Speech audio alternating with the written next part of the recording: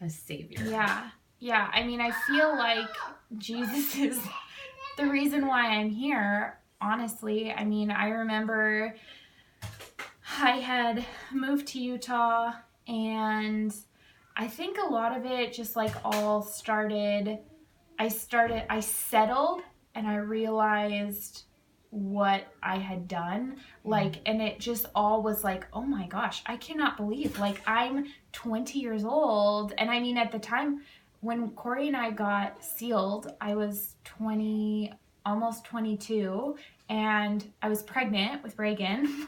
And I just remember feeling like really overwhelmed. Like I was in this new country. It wasn't just like I picked up and moved across Canada. I'm now an immigrant, and I can't do anything. I can't work. I'm not legal to do anything. And everything that I knew growing up, like that's not my reality anymore, because I'm part of this new church to me. And so I remember having like a breakdown about it, and I got really depressed. I had always grown up like my dad is everything to me, and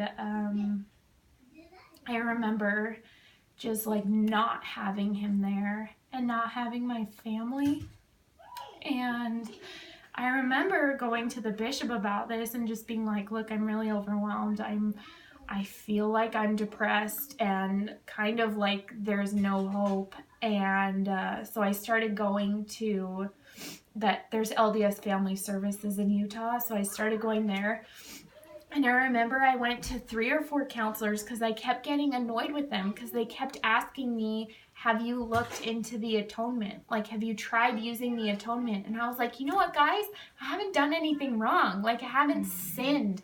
So why are you telling me to look at the atonement? Like, and I felt like it was, read your scriptures, say your prayers, use the atonement, and you'll be fine. And I'm like, depression is a chemical imbalance. Like, this is not, if I had a broken arm, you wouldn't be telling me to pray to make it better. You would be telling me to go get an x-ray and put a cast on it. Mm-hmm. So I just remember feeling like I was being brushed off. And then I can't remember what book it was, but it was a book that was saying that the atonement is not just for sinners.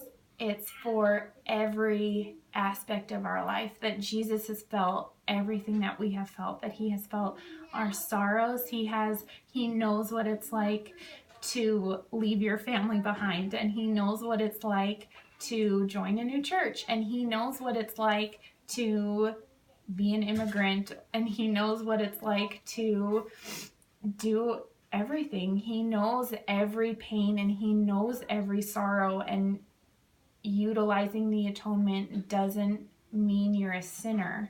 And I think that's why I talk a lot about peace with Jesus, is that whatever I am and however high peace is, that Jesus will always make up what I can't make up. If I can't, when I feel like I just can't make it to the end of the day for whatever reason, or the end of the week, like Jesus is always there to get me to the end of that day, or to the end of that week, or to the end of that hour. Like he's always there, and I just know that one day, like, my family will all be together again. And I think that's the driving force for me, is I love my family, and I want us to all be together at the end of this.